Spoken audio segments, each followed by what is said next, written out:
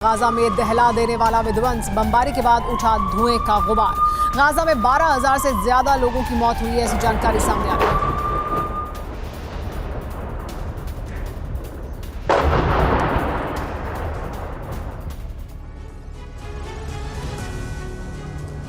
क्या गाजा युद्ध में हमास हिजबुल्लाह के साथ ईरान की भी एंट्री होने वाली है? क्या जल्दी पूरे मिडिल ईस्ट में बारूदी कोहराम मचने वाला है? आखिर ये आशंका क्यों जताई जा रही है? तो इसके पीछे की वजह है लेबनान और सीरिया पर आईडीएफ की स्ट्राइक, जिसके बाद ईरान ने बैलिस्टिक मिसाइल का टेस्ट कर ताकत की नुमाइश की। तो क्या बेंजामिन के बारूदी घात से ईरान हिजबुल्लाह समाप्त हो जाएंगे? देखिए इस रिपोर्ट में।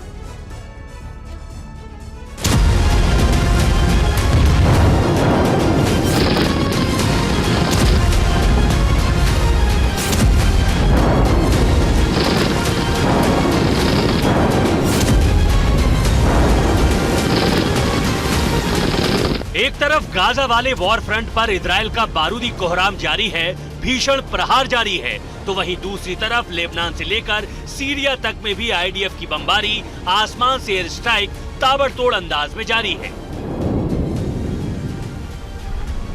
नेतन्याहू का प्रण सिर्फ हमास का खात्मा ही नहीं, बल्कि हमास के उन मददगारों को भी तबाह करना है जो जंग में इजराइल के खिलाफ खड़े हैं। और इसी कड़ी में इजराइल की सेना ने सीरिया में ईरानी प्रॉक्सी के ठिकानों पर बमबारी की, लेबनान बॉर्डर पर हिजबुल्लाह के अड्डों पर स्ट्राइक की।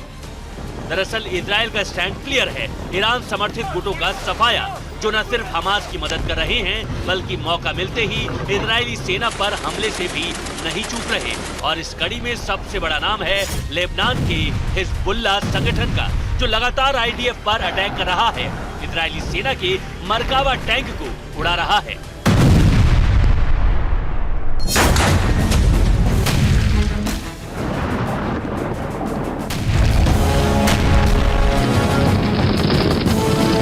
दरअसल हिजबुल्लाह की तरफ से इजरायली सेना पर हमले के तमाम वीडियो जारी किए जा रहे हैं और जानते हैं हिजबुल्लाह के लड़ाके आईडीएफ पर हमले के लिए मेड इन ईरान हथियारों का इस्तेमाल कर रहे हैं। मसलन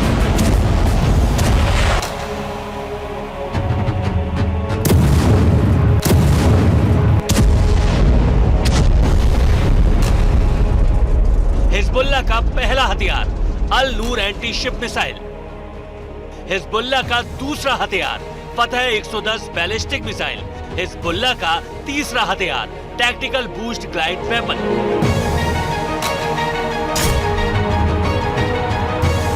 दरअसल ईरान खुले तौर पर इजराइल का विरोधी है और सिर्फ इजराइल ही नहीं, बल्कि महाशक्ति अमेरिका को ईरान अपना सबसे बड़ा दुश्मन मानता है,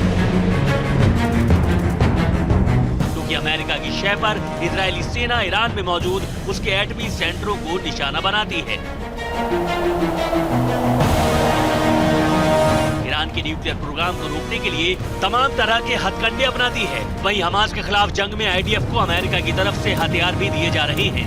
ऐसे में ईरान अपने घातक हथियारों की खेप हिजबुल्लाह को सप्लाई कर रहा है, ताकि इजरायली सेना पर प्रहार किया जा सके। बस इसीलिए आईडीएफ ईरान समर्थित संगठनों को टारगेट कर रही है।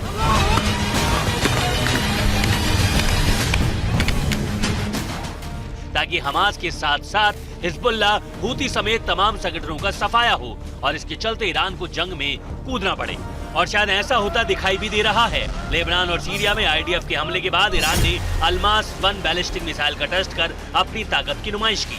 यकीन मानिए, अगर ईरान भी जंग में कूदा तो फिर इजराइल जो चाहता था वो हो जाएगा। और इसके साथ ही हमास हिजबुल्लाह का दी एंड तो होगा ही, ईरान का भी नक्शा बदल जाएगा, क्योंकि फिर जंग में इजराइल के साथ महाशक्ति अमेरिका एंट्री मारेगा। Bureau report, TV9 Bharatvarsh.